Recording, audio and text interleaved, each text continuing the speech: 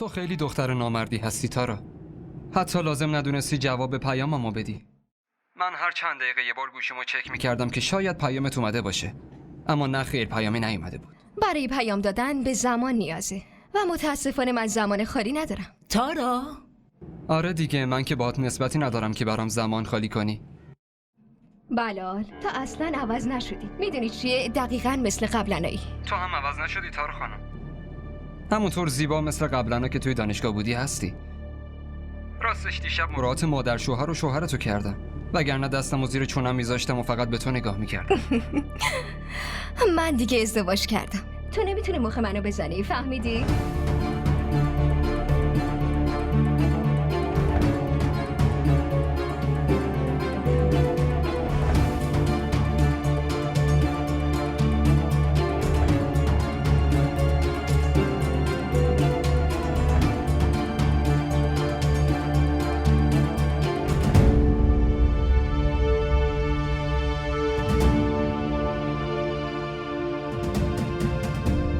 اومدن بلال به اینجا اتفاقی نیست. حتما بین اون دوتا یه دوستی عمیقیه.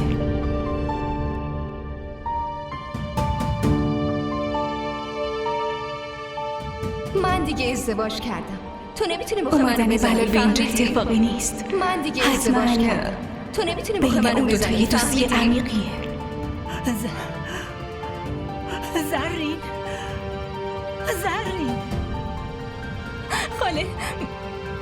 خاله شما چطور شده؟ رنا بله زنده داشت اومدم. بله زنده داشت. چی شده؟ سری یه لیوان آب بیار. خاله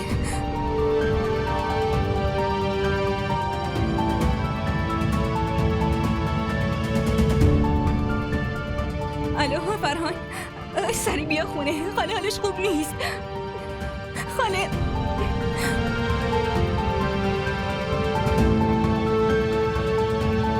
بفرمایید. خاله آب بخورید.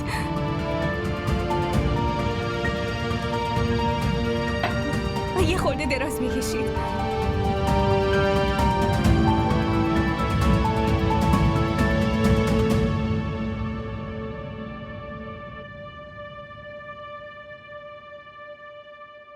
عروس بعداً بهت زنگ میزنم. عروس کوچیک، خانم جان بیهوش شدن.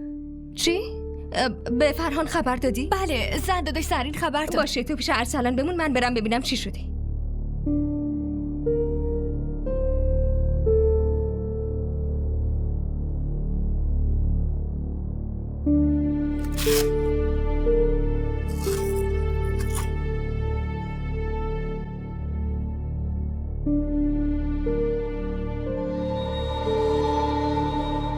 باید مراقب فشار خونش باشین. من یه سری دارو می نویسم، حتما سر وقت مصرف کنه.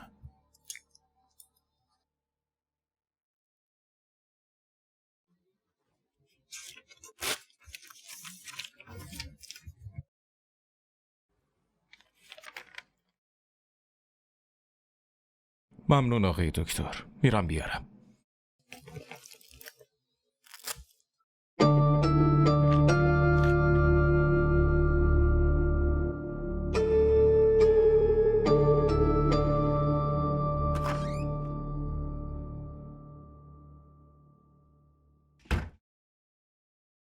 چیزی شده؟ امروز اتفاقی افتاده؟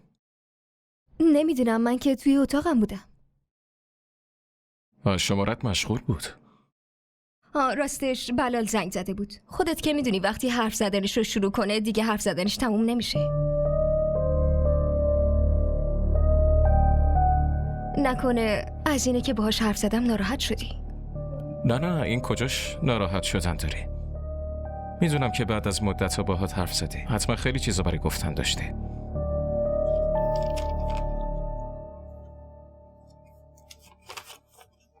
ببینم دکتر این همه دارو نوشته؟ مادر جون حالش خوب نیست مگه نه؟ تو بیشتر از من آشفته به نظر میرسی. نمیدونم چرا احساس میکنم فشار خون مادر بی دلیل بالا نرفته. حتما یه اتفاقی افتاده.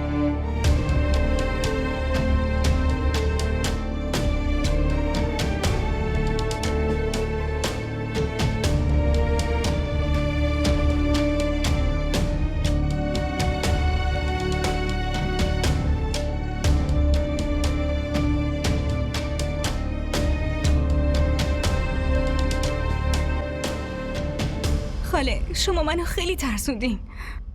لطفاً برو برای مادر غذا بیار.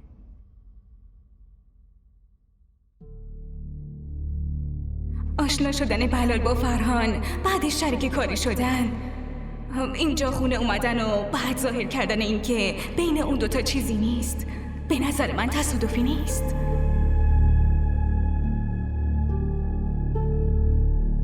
مادر لطفاً همینجوری دراز بکشید. نه پسرم، انقدر دراز کشیدم خسته شدم. میخوام بشینم.